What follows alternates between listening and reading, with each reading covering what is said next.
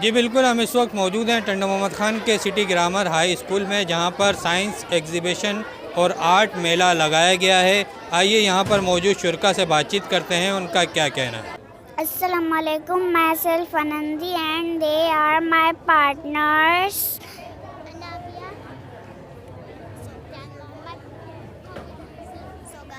Today our presentation about motorcycle, we go to tell you about that.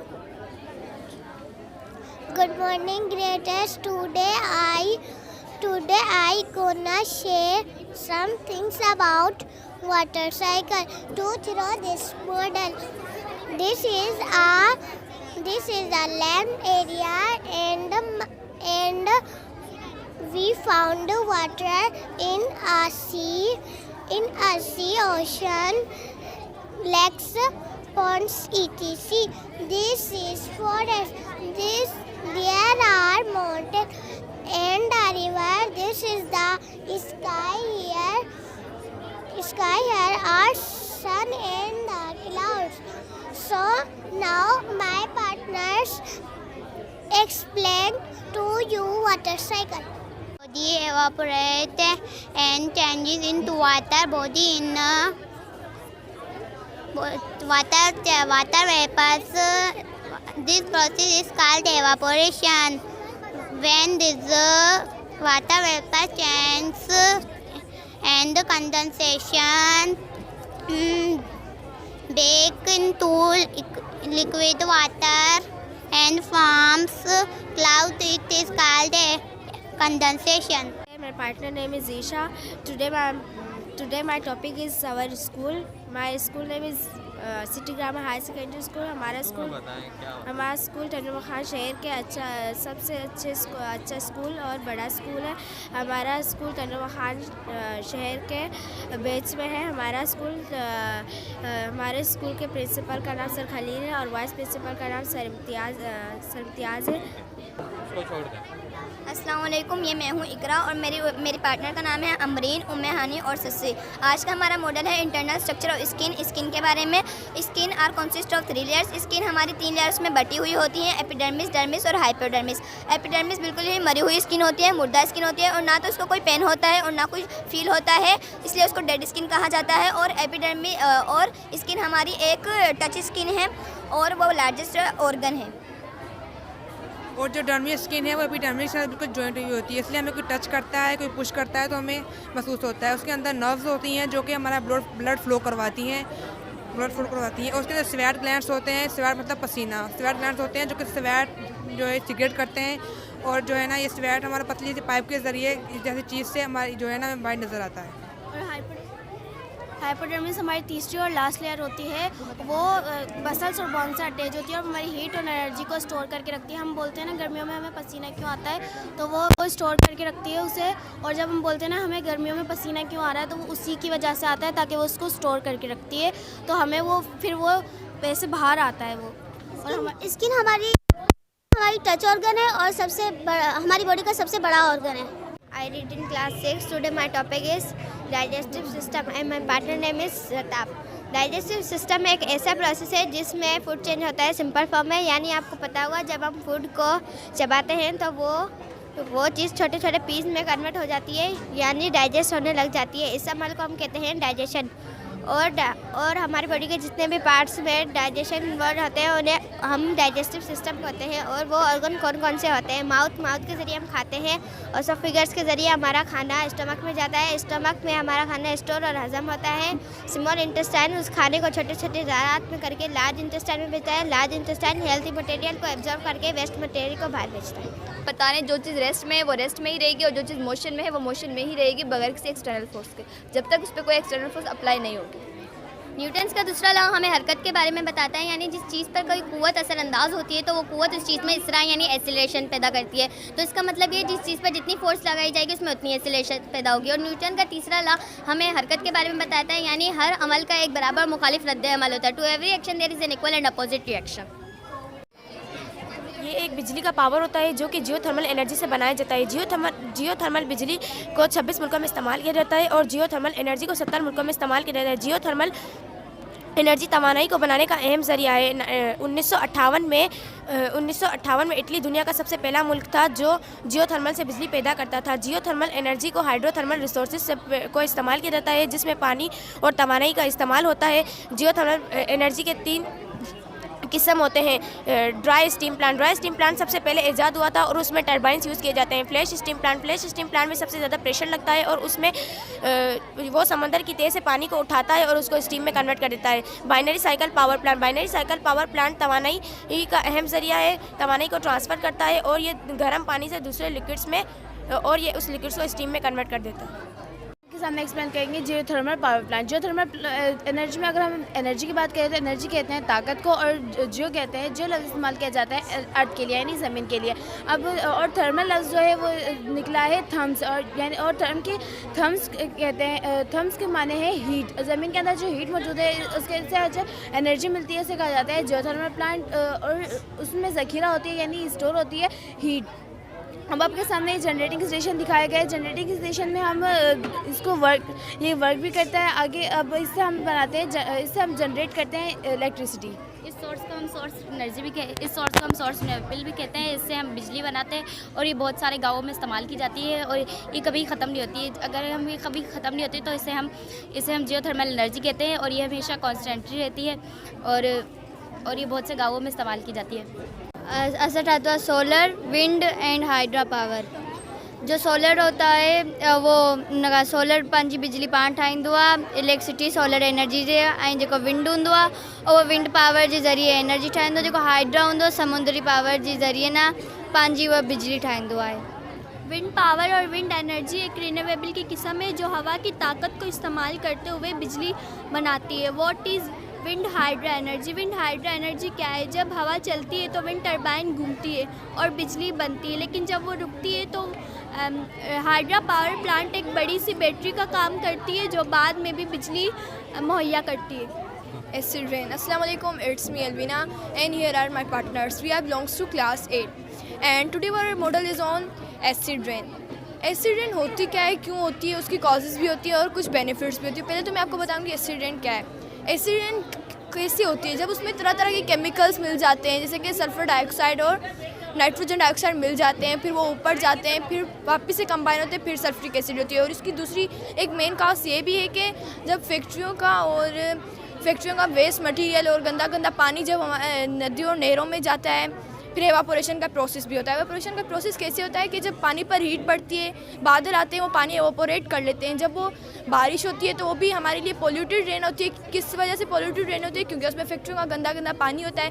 फिर जब वो बारिश होती है वो हमारे एनवायरनमेंट के लिए और हमारे लिए बहुत हार्मफुल होती है। इससे बहुत सारी बीमारियाँ भी फैलती हैं और इससे कुछ फ़ायदे भी हैं। उसके फ़वाइद और नुकसान आपको मेरे पार्टनर्स बताएँगे।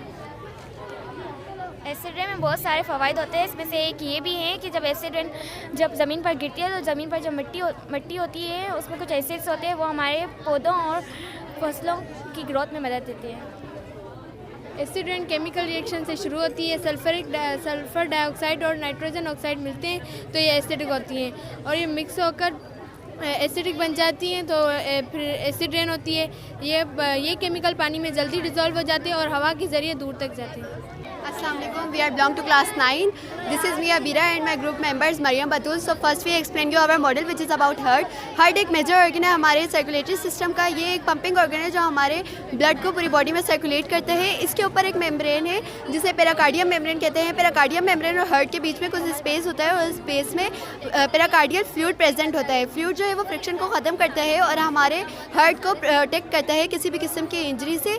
राइट आर्टियम और राइट वेंट्रिकल जो है वो ट्राइक्यूस्पिड वेव से कनेक्ट होते हैं। लेफ्ट आर्टियम और लेफ्ट वेंट्रिकल बाइक्यूस्पिड वेव से कनेक्ट होते हैं। Now I am explaining of the circulation of blood. How it's possible to blood in our body.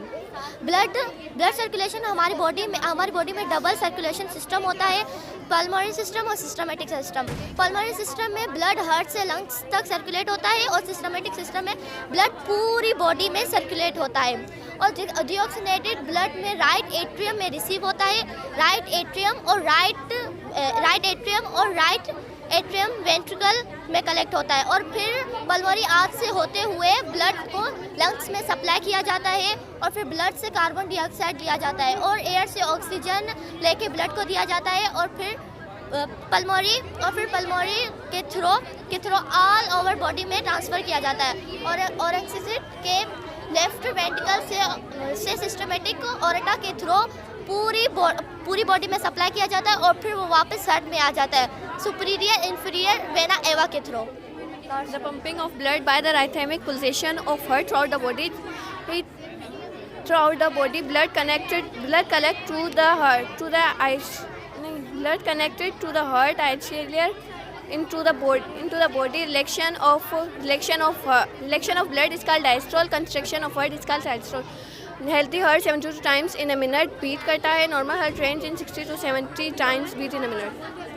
Assalamualaikum, my name is Aisha Iman and my partner name is Anshara and Sadia, and I am going to tell you about day and night system.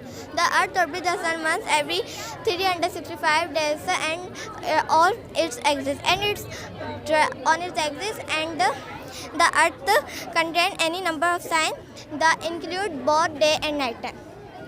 ज़मीन हर 365 दिन में एक बार सूरज की गिर्द चक्कर लगाती है और हर 24 घंटे में एक बार अपने मोड़ पर गर्दिश के गिर्द घूमती है। दिन और रात ज़मीन मोड़ पर गर्दिश करने की वजह से एक दिन की इतला का तयन उस वक्त से है जब ज़मीन अपने मोड़ पर गर्दिश करती है और इसमें दिन और रात दोनों शामिल होते हैं।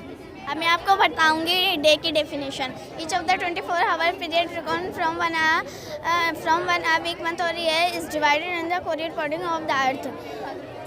24 घंटों के दौरान में से हर एक आधी रात अगली तक शुमार किया जाता है, जिसमें एक हफ्ता, महीना या साल भर तकसीम होता है और इसके माहौल पर ज़मीन की गर्दिश होती है। अब मैं आपको बताऊंगी नाइट की definition. The period from sun से सनराइज इज कॉल्ड नाइट। गुरूब आफ्ताब से तुलू आफ्ताब का वक्त रात कहलाता है। अस्सलाम वालेकुम sir, my name is Anviya, my partner name is Sakina, Hiba and Jannat. मैं आपको स्केलेटन के बारे में बताऊंगी। जो स्केलेटन होता है वो एक ना फ्रेम की तरह होता है और ये हमारी बॉडी को एक शेप और एक सपोर्ट देता है और ना ये हमारी बॉडी में टोटल 206 हड्डियाँ होती हैं और ना इसके बिना हमारी बॉडी शेपलेस होती है और हमारी बॉडी में टोटल 206 बोन्स होती हैं और ना कोई ऐसे भी जानवर होते हैं जिनके अंदर हड्डियाँ नहीं होती हैं। मिसाल तौर पर जेलीफिश। और स्केलेटन के 5 पार्ट्स होते हैं: the skull, the vertebral column, the ribs, the limbs, the girdles. The skull is made up of 8 bones. It protect the brain, it protect the sense organ of sight, hearing, smell, taste. The facial region has 14 bones. मैं आपको 33 rings होता है, गोल गोल घूमता, नेक से लेकर hip तक जाती है। जो वर्टिब्रल उसके 33 पहले से लेकर 7 तक होता है। जो रिब्स होती है उसका 12 पैर होता है, आगे से लेकर ना पीछे तक जुड़े रहते हैं। जो रिब्स होती है वहाँ से खुले रहते हैं, दिल में, प्रेक्स में, लंग्स में भी होते हैं। सर मैं आपको द लिम्स के बारे में बताऊंगी। हमारे हाथ में टोटल 3 हड्डियाँ होती है। एक ऊपर होती है, इसे हम ह्यूमेरस कहते हैं, और 2 नीचे होती हैं। एक को हम रिडस और एक को हम अल्लाह कहते हैं। हमारे रिस्ट और हैंड में जो हड्डियाँ होती है वो छोटी छोटी होती है। अब मैं आपको हमारे पाँव के बारे में बताऊंगी। हमारे पाँव में भी टोटल 3 हड्डियाँ होती हैं। एक ऊपर होती है, सबसे बड़ी हड्डी होती है जिसे हम फ्यूमेरा कहते हैं, और 2 नीचे होती हैं। एक को हम टिबिया और एक को हम फिबुला कहते हैं। हमारे एंकल और टोस में जो हड्डियाँ होती है वो छोटी छोटी होती हैं। मैं आप लोगों को गर्डल्स के बारे में बताऊंगी। जो फोर लिम्स और हाइंड लिम्स होता है वो अटैच होते हैं गर्डल्स के साथ। ये जो फोर लिम्स यानी हमारे जो बाजू हैं वो अटैच होते हैं पेक्टोरल गर्डल्स के साथ। ये जो पेक्टोरल गर्डल्स और जो हमारे जो शोल्डर्स हैं वो अटैच होते हैं कॉलर बोन के साथ। और ये जो हाइंड लिम्स यानी हमारी जो टांग है वो अटैच होती है पेल्विक गर्डल के साथ। और ये पेल्विक गर्डल है वो हमारी किडनी को प्रोटेक्ट करता है। Assalamu alaikum, my name is Amber and my partner's name is Shani Batul and Iman. Today we are here to give a presentation about coronavirus. ठीक है, आज मैं आपको कोरोना वायरस के बताऊंगी। The novel human disease coronavirus 19 was reported in China, Wuhan 2019. तो सबसे पहले हमें बात समझनी है कि कोरोना वायरस एक सिंगल वायरस का नाम नहीं, ठीक है, ये पूरी फैमिली ऑफ वायरस उसको कहा जाता है। और यानी कि जो हमें सर्दियों में होता है आम बुखार में कोल्ड होता है, कफ होती है, the type of a corona virus, वो भी कोरोना वायरस का किस्से में 2002 में और 3 में सार्स वायरस भी निकला था और वो भी कोरोना वायरस का किस्से में। जो 2019 और 20 में आया था वो कोरोना वायरस की new type of corona virus. और कोरोना वायरस ज़्यादातर उसकी असल वजह होती है ज़्यादातर कोरोना वायरस की, वो जानवरों से फैलता है, ठीक है, जैसे कि और इंसानों को लग जाता है तो एक इंसान से दूसरे इंसान तक, तीसरे इंसान तक फैल जाती है, इस तरह वो फैलता है। For example in the case of SARS the original source was a bat. और मेर्स जो वायरस है जो मिडिल ईस्ट में फैला था 2013 और 12 में, उसका ओरिजिनल सोर्स कैमल था। Assalamualaikum, my name is Shana Batul. I am giving you presentation on the same topic corona virus. देखें आप इस कोरोना वायरस को देखें, इसकी जो शेप है वो क्राउन लाइक शेप है। ये कोरोना वायरस है वो जो स्टार्ट हुआ था और 2019 में हुआ था, दिसंबर के फर्स्ट वीक में, और फिर ये जो अभी तक ये चल रहा है, अभी ट्रेंडिंग में है। ये जो कोरोना वायरस है इसकी स्टार्टिंग जो पॉइंट है ये चाइना कंट्री की वुहान सिटी है। वहाँ पे एक मार्केट था जिसका नाम था सी फूड मार्केट। वहाँ पे अलग अलग बहुत सी किस्मों के मीट जो है परचेज़ किए जाते थे, यानी कि बेट लाइक डॉग, चिकन एंड कोई ऐसा जानवर जिसका मैं नाम नहीं ले सकती, वो भी उसका गोश्त भी वहाँ से परचेज़ किया जाता था और लोग खाते भी थे। जो ज़्यादातर जो कोविड-19 है वो बेट से, चमगादड़ से फैला है और लोग खाते थे, वहाँ चाइना के लोग वहाँ खाते थे। और आपने सुना भी होगा मीडिया पे कितना आया था। इसकी वजह से लोगों के अंदर में डर भी था कि अगर हमें कोरोना हो जाएगा, हमें ये हो जाएगा, हमें वो हो जाएगा। तो मतलब ये बहुत डर रहे थे, जिसकी इम्यूनिटी सिस्टम ख़राब थी। जैसे कि अब 50 से ऊपर जो है एज है उनकी इम्यूनिटी सिस्टम जो है वो वीक होती है, उनको ये ज़्यादा अटैक कर रहा था। और जो हमारे बहुत से मतलब पाकिस्तान में इतने सारे केसेस आए थे, लेकिन ज़्यादा जो है USA, इंडिया, फ्रांस, जर्मनी, यहाँ पे तो बहुत ये जो कोरोना वायरस है वो बहुत फैला था। अस्सलाम वालेकुम, my name is Iman. Corona virus जो है इन्फेक्ट करता है fever, cold, cough, bones pain and respiratory problems, low oxygen level, loss of smell और टच, मसल्स में भी पेन्स होता है, और ये सब हमें असरार नज़र आते हैं कोरोना वायरस के मरीज़ में। My name is Hunain Memon. Today my topic is hydraulic powered machine. Hydraulic powered machine एक ऐसी मशीन है जो कि बहुत सारी भारी भारी सामानों को उठाने में काम आती है। जोसेफ ब्रासे एक साइंटिस्ट है जिन्होंने इसको ईजाद की।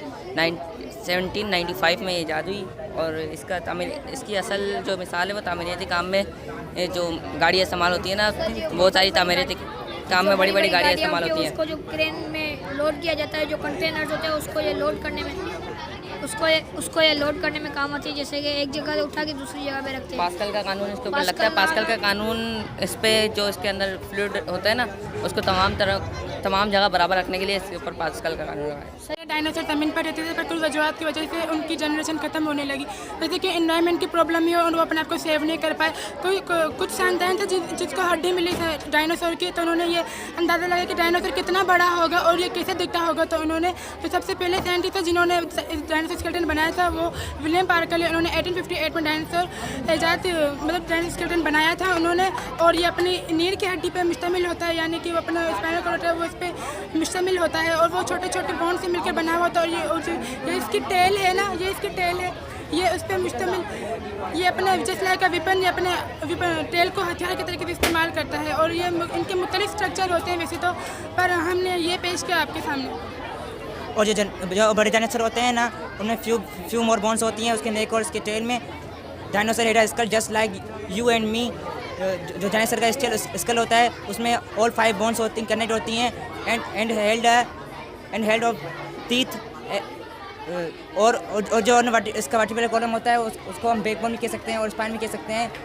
और जो वर्टिब्रल कॉलम होता है ना उसमें 4 रीजन्स होती हैं, 4 रीजन्स पे एक्सटेंड करती है। और डायनासोर कहीं मतलब कहीं उसके बहुत सारे स्ट्रक्चर होते हैं, कोई अलग किस्म का होता है, कोई अलग किस्म का होता है, किसी की हाइट छोटी होती है, किसी की हाइट बड़ी होती है। Memon with partner Ibrahim. Today we are here to tell you about some amazing process of human respiratory system, which is known as respiratory system. Now my partner tells something. Respiratory system is the network of organ and tissue that help us breathe. First of all, this is nose. पेरी nose है, इतना oxygen वींदो है nasal cavity में pharynx होंगे। Pharynx वो जगह होंगी जगह पंहिंजे नोज़ ऐं माउथ के पाण में कनेक्ट रखनी है।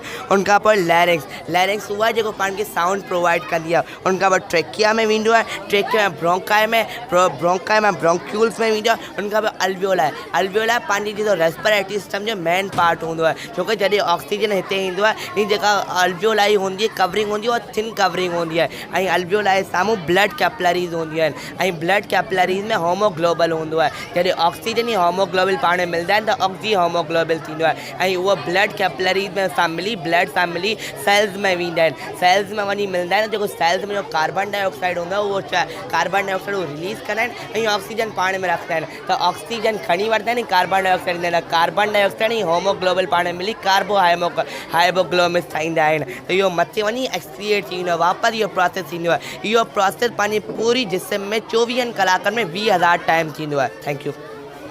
My name is Umar, my partner name is Zain Abdullah and Farad. आज का टॉपिक है हमारा सिटी विलेज और सिटी और विलेज। हमें गांव के देखते हैं कि गांव में ज़राइत होती है जैसे कि, और शहर में ज़राइत नहीं होती। शहर में पोल्यूशन ज़्यादा होता है, गांव में पोल्यूशन नहीं होता। देखें अगर गांव को हम शहरी ज़िंदगी में बदलना चाहते हैं तो कुछ इकदाम है जो गांव को शहरी ज़िंदगी में अपग्रेड करने में मदद करते हैं। अच्छे तालीमी इदारे की बनावट गांव में करो तो गांव के लोग अच्छी तालीम हासिल करेंगे। बिजली, गैस और पानी वगैरह की बुनियादी सहूलियत की तरह सहूलियात की वजह से सरकारी इदारों से रब्ता करें।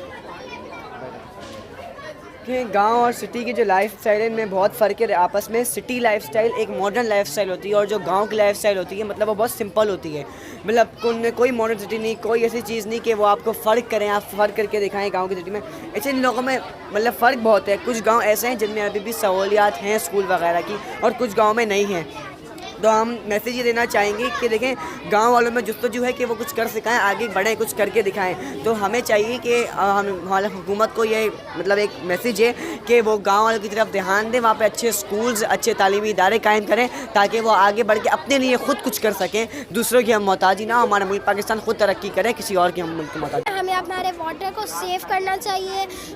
हम अपने जंगलात को काट रहे हैं, हमारी ऑक्सीजन में प्रॉब्लम हो सकती है।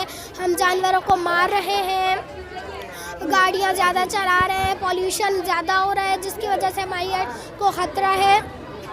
और भी कई सारी ऐसी चीज़ें जिनकी वजह से हमारी अर्थ को ख़तरा है। हमें उन चीज़ों को रोकना होगा और हमारी अर्थ को बचाना होगा। Assalamualaikum. This is me, Mohammad Aramin. Mohammad Salah from class 1. Today's my topic is winter. There are 4 seasons in Ayar. साल में 4 मौसम होते हैं, समर, विंटर, ऑटम, स्प्रिंग। सर्दी, गर्मी, बार, खिज़ां। Winter is the cold season. सर्दी का मौसम ठंडा होता है with lots of snow and smoke all around. चारों तरफ धुआं और बर्फ होती है। winter days are short and long. सर्दी में दिन छोटे, रात लंबी होती है। we wear gloves, coats, boots to keep ourselves warm. हम कोट, दस्ताने, जूते, मोजे पहनते हैं अपने आप को गर्म रखने के लिए। This is Miss Sadia and Alia Batul from class 1. Today our topic summer season. Summer माने गर्मी. Summer is the hottest season of the year. गर्मी साल का गर्म मौसम होता है। The days are long and night are short. गर्मियों की सुबह बड़ी होती है और रात छोटी होती है। During the summer hot and dry wind blow. गर्मियों के दौरान गर्म और खुश्क हवा चलती है। We had thin clothes. हम गर्मियों में हल्के टोपी और हल्के कपड़े पहनते हैं। This is Miss Shehzad and Meera from class 1. Today our topic is all around. Spring comes after winter.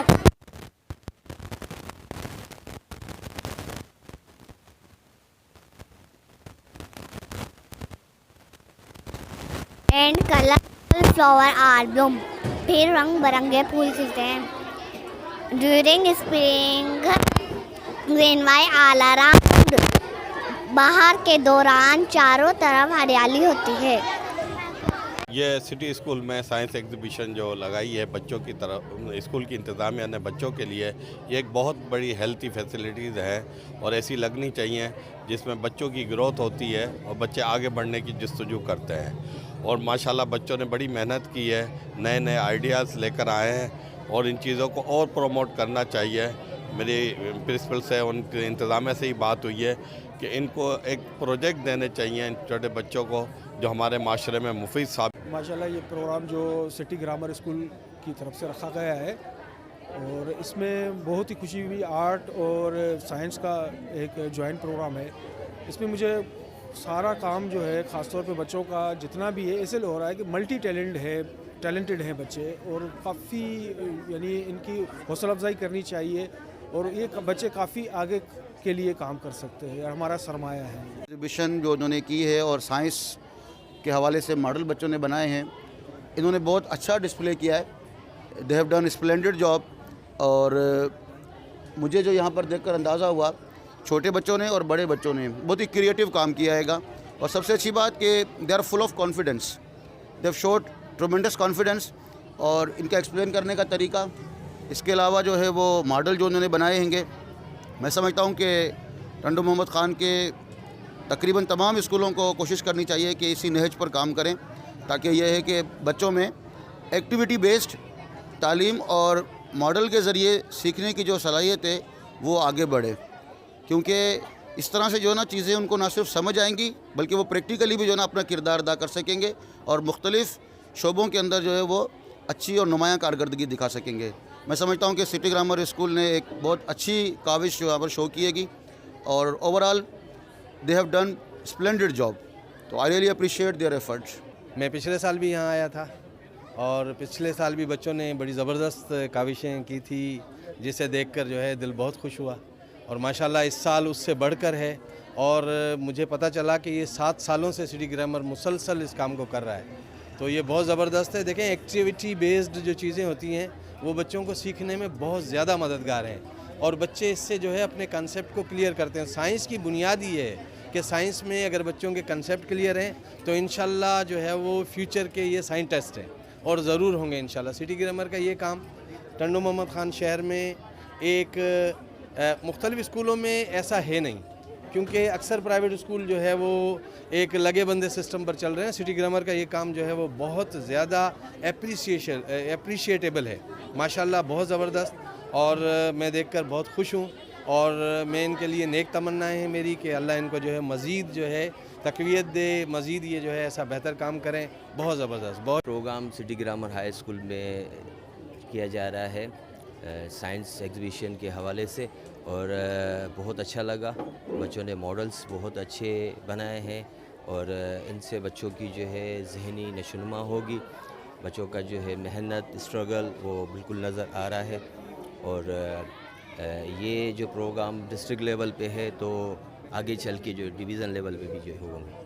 माशाल्लाह हमारा मोहम्मद ख़ान का सिटी ग्रामर स्कूल है, उसने ये बहुत बच्चों की जो समझो आर्टिफिशियल इंटेलिजेंस जो होती है ना कि बच्चों ने अपने मेहनत के साथ जो मॉडल्स बनाए हैं जिसमें ज़्यादा से ज़्यादा उन्होंने काम जो है ना वो ग्राफ्टिंग का काम किया हुआ, ठीक है ना, कि कागज़ से वगैरह से उन्होंने बहुत सारी चीज़ें बनाई है जिसमें एक मैसेज दिया है कि बच्चे हैं, हम अपने जो ना मन से अपने तन से अपने उस जहन से चीज़ें क्रिएशन जो होती है माइंड क्रिएटिविटी जिसे कहते हैं कि उन्होंने ये काम करके दिखाया कि हम जो ना अच्छी चीज़ें बना सकते हैं और अपने इस मुआशरे को साफ़ सुथरा बना सकते हैं। जैसे इन्होंने एक हॉस्पिटल बनाई है अपने सोसाइटी के हवाले से कि सोसाइटी को किस तरह साफ़ रखना चाहिए, एक पूरा सा उन्होंने एक डायग्राम के हवाले सूरत में हमें ये चीज़ मैसेज दिया है कि और ये बहुत अच्छा है। ये स्कूल में ये चीज़ें होनी चाहिए। किताबी जो निज़ामी बुक्स की जो स्टडी होती है वो अलग है, मगर ये जो उनकी एक्टिविटी है ना इनको हम जो ना आगे लेके जाएंगे ताकि ये बच्चे आगे होके इंशाल्लाह ताला अपने मकसद में वगैरह कामयाब हो गए।